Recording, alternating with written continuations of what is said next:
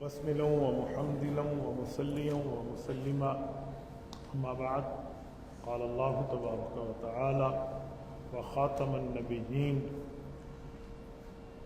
عن أبي هريرة رضي الله تعالى عنه قال قال رسول الله صلى الله عليه وسلم أنا آخر الأنبياء وأنتم آخر الأمم اللهم صل على محمد وعلى آل محمد كما صليت على إبراهيم وعلى آل إبراهيم إنك حميد مجيد اللهم بارك على محمد وعلى آل محمد كما باركت على إبراهيم وعلى آل إبراهيم إنك حميد مجيد. میرے معزز دوستو، عقیدہ ختم نبوت اسلام کی بنیادوں میں ایک بنیادی عقیدہ ہے۔ عقیدہ ختم نبوت اس حد تک مضبوط، محترم اور حساس عقیدہ ہے کہ اس پر کسی قسم کا انکار انسان کو باؤنڈری آف اسلام سے خارج اور باہر کر دیتا ہے۔ ملک پاکستان اللہ رب العزت کی طرف سے ہمیں اس بارے میں تحفہ ہے کہ یہاں عقیدہ ختم نبوت کا تحفظ جو اسلامی طور پہ تھا وہ قانونی اس کو حیثیت حاصل ہے۔ ہمارے ملک کے آئین میں عقیدہ ختم نبوت کے لیے باقاعدہ لیجسلیشن، قانون سازی موجود ہے، اور مسلمان کی ڈیفینیشن اور تعریف میں عقیدہ ختم نبوت کو بنیادی حیثیت سے قانون کے اندر رکھا گیا ہے۔ یعنی مسلمان کی وہی تعریف کی گئی ہے جو قرآن و سنت میں ہے کہ مسلمان اسے کہیں گے جو اللہ کی وحدانیت مانے، صرف رسول اللہ کو نبی نہیں بلکہ حضور پاک کو نبی بھی مانے اور خاتم النبیین بھی مانے، جملہ شریعت کی مقتضیات کو بھی تسلیم کرے۔ تو یہ عقیدہ ختم نبوت پر ہمارے اکابر کی 50 سالہ جد و جہد ہے، جو ملک پاکستان بننے سے پہلے بھی جاری تھی اور ملک پاکستان بننے کے بعد جاری رہی اس وقت تک جب تک یہ قانون نہ بنا۔ اب جو ہم عقیدہ ختم نبوت کے بعد کے معاملات میں جلسے، سیمینار، بیانات، درس یہ کرتے ہیں تو اس کا مطلب ہوتا ہے اس قانون سازی کا تحفظ کرنا۔ ابھی 2 دن پہلے ہمارے ملک پاکستان کی قومی اسمبلی جو سب سے بڑا ہمارا آئین ساز ادارہ ہے، قانون ساز ادارہ ہے، وہاں پر جو 27ویں آئینی ترمیم کی شق نمبر 35 کو ذیلی شق کے طور پہ پاس کیا جا رہا تھا، تو رب کریم نے ملک پاکستان کو ایک بہت بڑے حادثے سے محفوظ رکھا۔ وہ یہ تھا کہ یہ شق نمبر 35 کا مطلب ہے کہ اقلیتوں کے جو حقوق ہیں، رائٹس آف مائنارٹیز، اقلیت کے حقوق، غیر مسلم جو ہیں ان کے حقوق میں اس شق کو ڈال دیا گیا تھا کہ تمام اقلیتوں کو حقوق ملیں گے۔ اس میں قادیانیت کا دروازہ بھی کھل رہا تھا۔ آپ کے ذہن میں سوال اٹھے گا بھئی قادیانی تو اقلیت ہے، غیر مسلم ہے، تو ان کا دروازہ کھلنا یہ کوئی غلط تو نہیں ہے؟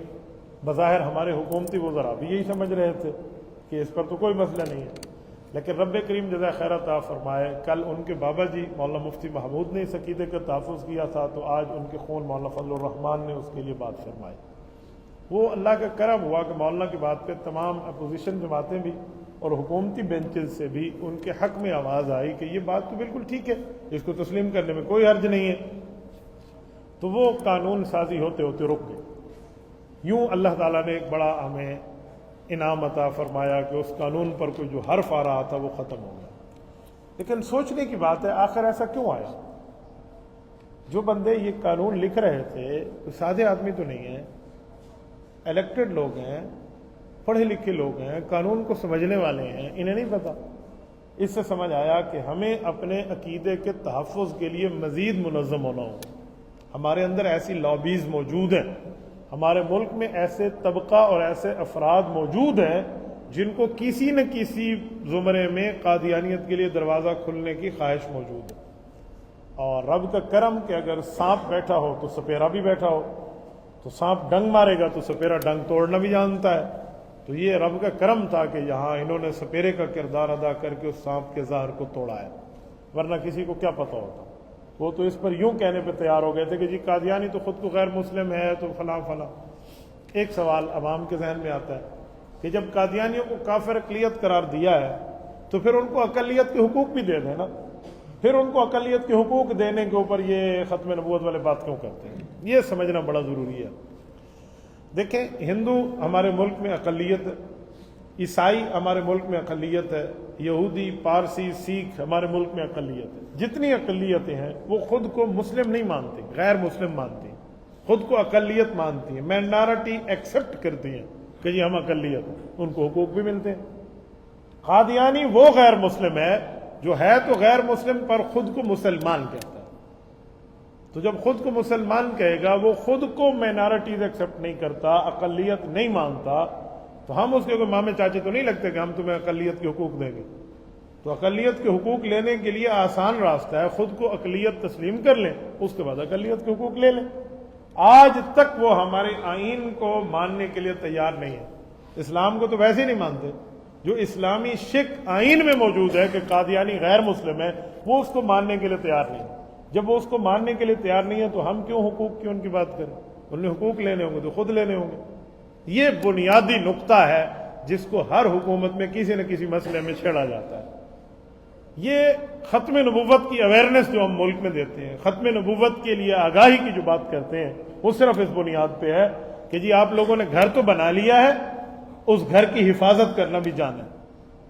عقیدہ ختم نبوت کا قانون ہمارا اسلامی گھر ہے، تو وہ تو بے وقوفوں والا دماغ ہو گیا کہ کوئی بندہ گھر بنائے اور گھر کا چوکیدار نہ رکھے، گھر بنائے اور گھر کا حفاظت والا معاملہ نہ اپنائے، گھر بھی بنائے اور گھر کے لیے کسی قسم کی پہرہ داری بھی نہ رکھے، اور اس گھر میں خزانے اور سب چیز موجود ہو، تو اس کا مطلب ہے ہم نے اپنے گھر کے خزانے دشمن کے حوالے کر دیے۔ تو عقیدہ ختم نبوت کا قانون تو بنا ہے، پر کسی نہ کسی زمرے میں اسے بے اثر کرنے کی سازشیں ہیں، جس کے لیے ہمیں ایک آنکھ نہیں دونوں آنکھیں کھول کے زندہ رہنا ہوگا۔ تو رب کریم جزا خیر عطا فرمائے، آج کے جمعے میں ان تمام نمائندگان کو، خصوصاً حضرت قائد جمعیت مولانا فضل الرحمان صاحب کو، اس بارے میں خراج تحسین پیش کرنا چاہوں گا کہ یہ شکر کے سانپ کے ڈنک پر سویرے کا کردار آپ نے ادا کیا اور ملک پاکستان اتنے بڑے حادثے سے بچ گیا ہے۔ دیکھیں، کچھ چیز ہوتی ہیں مشترکات کا مطلب ہے وہاں پر سیاسی پوائنٹ اسکورنگ نہیں ہوتی، وہ مذہبی چیزیں ہوتی ہیں، وہ دینی چیزیں ہوتی ہیں، وہ اسلامی چیزیں ہوتی ہیں، تو ان چیزوں کا ذکر کرنا بھی مشترکہ طور کے اوپر ہمارا دینی فریضہ ہوتا ہے۔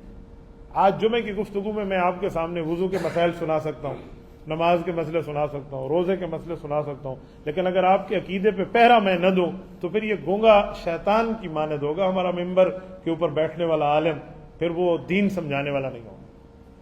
بعض چیزیں من حیث القوم ہوتی ہیں جس پر آواز دینا، بتانا، سنانا، سمجھانا اور اس آواز کو پوری دنیا میں پہنچانا، وہ ایک دینی فریضہ ہے۔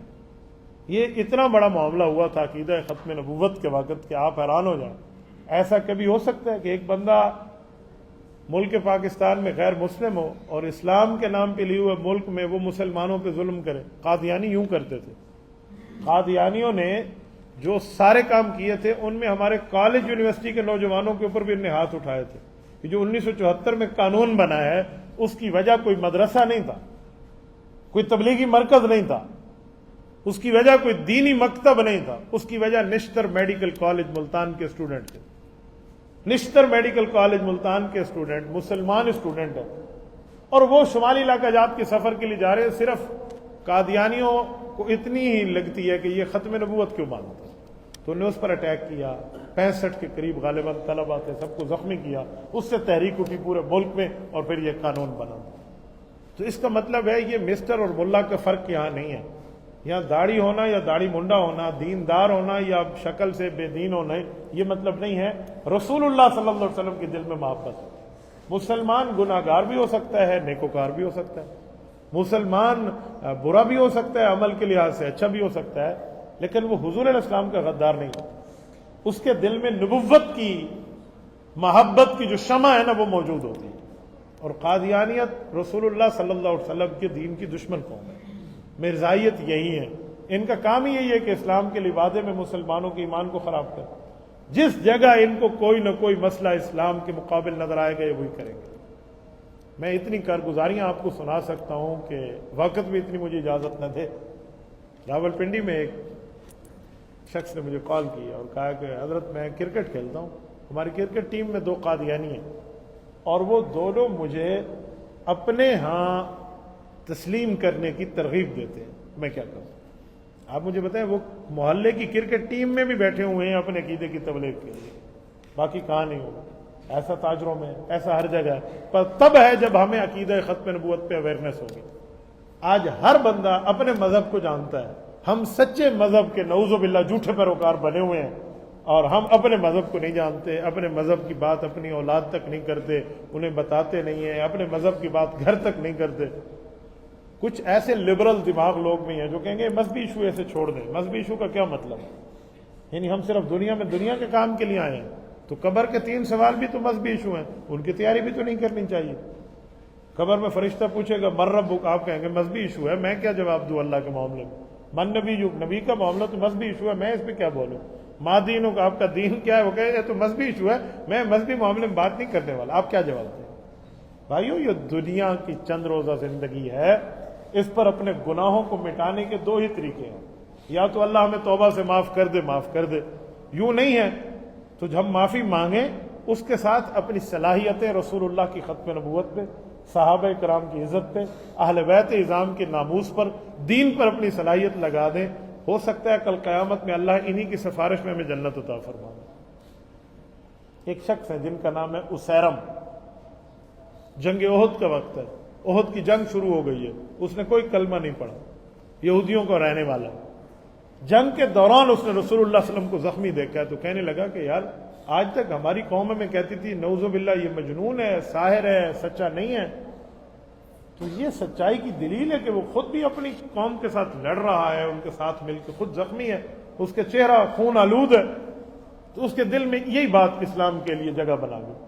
رسول اللہ صلی اللہ علیہ وسلم کے پاس ہے کہ یا رسول اللہ میں کلمہ پڑھنا چاہتا ہوں. نبی علیہ السلام نے کلمہ پڑھایا ان کو. انہوں نے پوچھا اب میرا کام کیا ہے؟ اب ہمارے ہاں کلمے کے بعد نماز کا مسئلہ ہے نا، روزے کا مسئلہ ہے، حج اور باقی معاملات کے مسائل ہیں. اس وقت جو فریضہ متوجہ تھا وہ جہاد فی سبیل اللہ کا تھا، وہ نماز کا وقت نہیں تھا، وہ روزے کے ایام نہیں تھے، وہ حج اور عمرے کے اوقات نہیں تھے. حضور علیہ الصلوۃ والسلام نے فرمایا اب تیرا فریضہ یہی ہے کہ تلوار اٹھا اور دین کی مدد کر.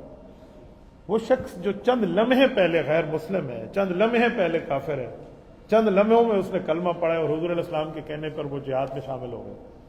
اور خدا کا کرنا اتفاق، اسی جنگ احد میں اس کی شہادت ہو جاتی ہے، وہ دنیا سے رخصت ہو جاتا ہے. اور اس کے لیے کیا کہا جاتا ہے کہ عملہ قلیل و اجرہ کثیر. اعمال تو بہت تھوڑے ہیں، صرف کلمہ پڑھا، اس کا اجر اتنا زیادہ ہے کہ پہاڑ بھی اس کا مقابلہ نہ کر پائیں. حضرت ابو ہریرہ رضی اللہ عنہ جب کلاس میں بیٹھے ہوتے نا درس حدیث دیتے وقت، تو اپنے شاگردوں کو کہتے ہیں کہ میں تم سے ایک سوال کرتا ہوں.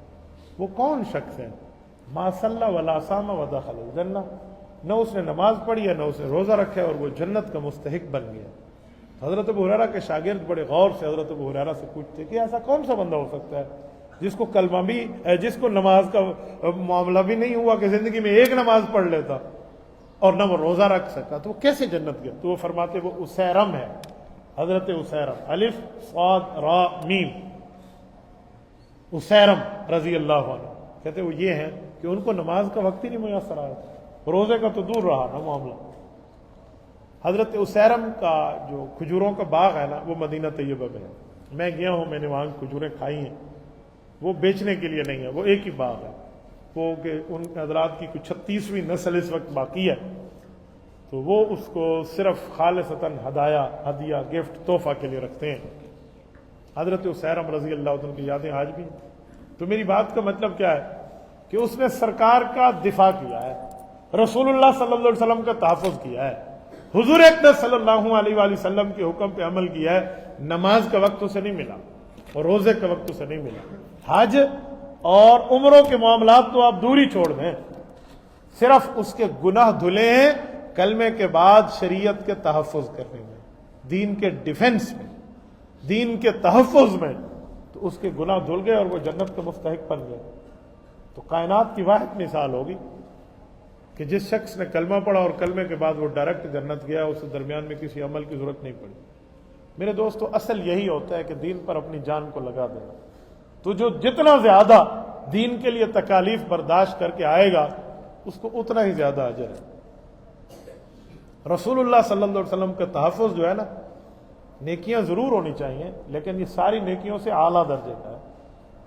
آپ نے کبھی غور کیا کہ حضرت ابوبکر صدیق رضی اللہ تعالیٰ عنہ کتنے عرصہ انہوں نے نمازیں پڑھی تھی؟ آپ کے ذہن میں ہے؟ حضرت صدیق اکبر کا اسلام میں کلمہ پڑھنے کے بعد کتنے سال کی نمازیں ہیں؟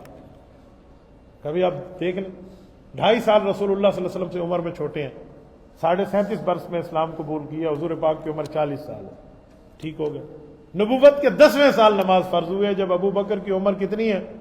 47.5 سال، اور حضور علیہ الصلوۃ والسلام کی 50 سال۔ حضور 50 سال کے ہیں، 63 سال میں حضور دنیا سے رخصت ہو گئے۔ تو رسول اللہ کی فرض نمازیں جو بنتی ہیں، جو فرض ہوئی ہیں اس کے بعد 13 سال بنتی ہیں، اور ابو بکر کی 15 سال بنتی ہے۔ ابو بکر نے 63 سال میں دنیا سے چلا گیا، 15 سال اس شخص نے نمازیں پڑھی ہیں۔ کتنی؟ بولیے نا۔ اور درجہ کیا ہے؟ افضل البشر بعد الانبیاء۔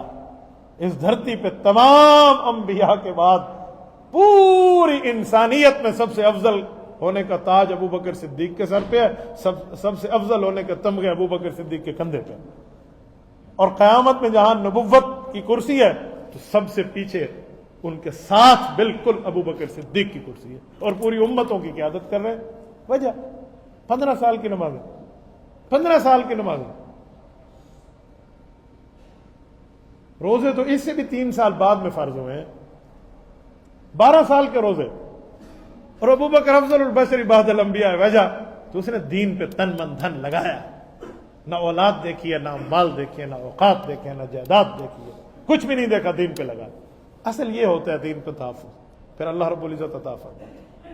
میرے دوستو، ہمیں یہ پیغام آگے پہنچانا ہے، ہمیں یہ بات آگے بتانی ہے، صرف خود تک نہیں، اپنی اولاد تک، اپنی ازواج تک، اپنی بہنوں تک، اپنی ماؤں تک، گھر والوں تک۔ یہ آپ جمعہ نماز یہاں پڑھنے آتے ہیں اسی لیے نہیں کہ آپ پر فرض واجب ہے آپ آ گئے، یہ بھی وجہ ہے، ایک وجہ اور بھی ہے کہ آپ اپنے گھر کے دینی معاملے میں نمائندہ بن کے تشریف لاتے ہیں۔ تو جو یہاں بندہ سنے وہ اپنے گھر بتائے، وہ ان تک بتائے جن کو نہیں پتا۔ رسول اللہ صلی اللہ علیہ وسلم کی آخری نصیحتوں میں ایک نصیحت یہ بھی ہے کہ فَلْيُبَلِّغِ الشَّاهِدُ الْغَائِبَ، فرمایا جو موجود ہے وہ غائب تک یہ میری خبر دین کی پہنچا دے۔ تو ہماری ذمہ داری اپنے آگے بتانا، امت کے سمجھانے کے لیے نبی نہیں آنا، ختم نبوت ہے۔ امت کے سمجھانے کے لیے اللہ رب العزت نے علماء کو رکھا ہے، تو علماء کی بات کو آگے پھیلانے میں بندہ اپنا کردار ادا کرے۔ جب کردار ادا کرے گا، یاد رکھیں یہ نیکیوں کی ماں ہے، ام الحسنات، نیکیوں کی بنیاد ہونا تو وہ شریعت اسلامیہ کا تحفظ ہے۔ تو میں نے عقیدہ ختم نبوت کے حوالے سے بات کی، شک نمبر 35 کی بات کی، اور رب کریم نے جو ہمیں فتح عطا فرمائی اس کے حوالے سے بات کی۔ تو یہ چیز سمجھنی بھی چاہیے اور آگے بتانی بھی چاہیے، کریں گے انشاءاللہ۔ جزاکم اللہ تعالی۔ اقول قولی ھذا واستغفر اللہ، وآخر دعوانا الحمد للہ رب العالمین۔